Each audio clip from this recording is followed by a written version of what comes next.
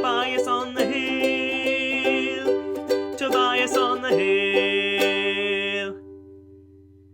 They would give their kids like Mountain Dew or Pepsi or whatever, that was what they put in their kid's bottle. Yeah. In the baby bottle. In the baby bottle, yeah. With milk or just No, just the soda, and then and it was part of the reason why the children in Appalachia had rotted teeth in their head before they're like they were losing rotted baby teeth, but it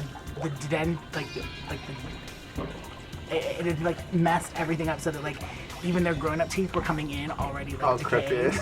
Well, coming in with already decayed because. Oh my god. Yeah. Anyway, so yeah, that didn't happen to me. But that's where you're from. It's a few miles away. It's a few miles away. On this episode of Tobias on the Hill, celebrity makeup artist turned feature film writer Robert Hensley. Driving in LA, because you're always in your car, is the best time really to kind of work out the dialogue. Right. So for me, I will have had these characters talking and running through stuff and creating a story for months before I ever sit down at the computer, and then literally I'm just typing out the shit that is already in my head. I already and I feel like that's how I know who they are, and I can manage the different characterizations. Is that by the time I sit down, I know everything about them. I know the way that it'll sound coming out of their mouth, their cadence, everything. There are two schools of thought, and there's the film school, do it the right way, and then there's the fuck the right way and just do what you need to do. Yeah, just get it done. I started approaching this as in I wanted to do it the right way, and then realized that when you do it the right way, nothing ever gets done. So I started approaching it with hey, why not? Let's just see what we can make happen. And I knew that we were in this kind of weird catch-22 where it's really hard to raise money without actors, but you can't really get actors to sign on to something without the money in place. Right.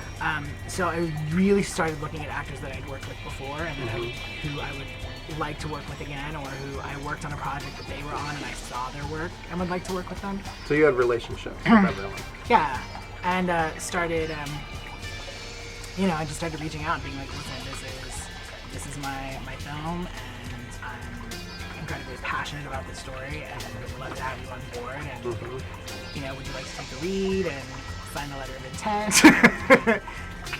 Yay! And so it happened. I had a principal cast right away. So is this your first feature script that's gotten produced? Yes. First feature. I've written shorts, some of which were directed by other people and produced by others, some that I produced and directed myself. But again, it was one of those things where it's all stuff where I was kind of leading up to this. So that's, yeah. I really wanted, I needed to have something kind of floating around that showed that I could direct a cast and lead a crew. And you can't kind of step into this industry with stars in your eyes. You know what I mean? What do you mean by that? I mean, it's really easy, for to be young and idealistic and to come to Hollywood and think that because you're out partying and you meet a, quote unquote celebrity at a party, and, you get drunk with them or blah, blah, blah, or, you're really funny when you get high, and so they keep you around and you think, oh, I'm in and it doesn't work that way. You know what I mean? It's not I worked for someone for a really long time who had a horrible drug problem and was known for being the supplier of the powder at every party.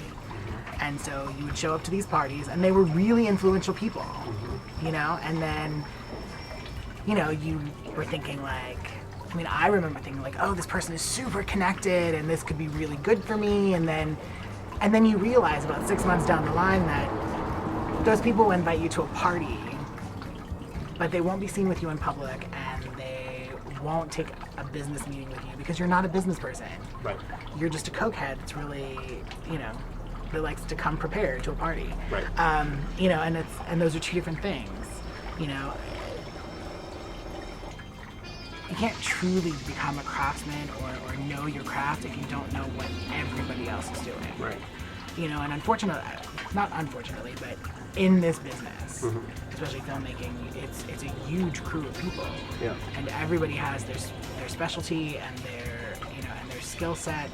And if you don't understand where the division lies, or who does what and when and why, then you can't really kind of hope to enter into that arena as a director. I mean, and even as a writer, you need to kind of understand, what the limitations of the art form are. You don't have to, be all like new agey and highfalutin and crazy. Like it's the golden rule. Like, treat others as you would want to be treated. Like, you don't want people to make you wait, don't make other people wait on you.